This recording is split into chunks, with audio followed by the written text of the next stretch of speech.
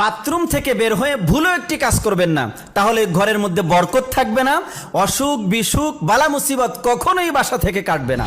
আমরা এই ভুলটা প্রায় প্রত্যেকটা পরিবারেই করি, কারণ আমরা এখন আধুনিক হওয়ার কারণে আমাদের প্রত্যেকের বেডরুমের সাথে ড্রয়িং রুমের সাথে এক একটা করে টয়লেট বা বাথরুম রয়েছে। এই ভুলটি, টয়লেট আর বাথরুম ঘরের মধ্যে রাখাতে কোনো দোষ নেই, কিন্তু টয়লেট আর বাথরুম ব্যবহার করার ক্ষেত্রে একটি মাত্র ভুলের কারণে আমাদের সংসার থেকে বরকত উঠে গিয়েছে।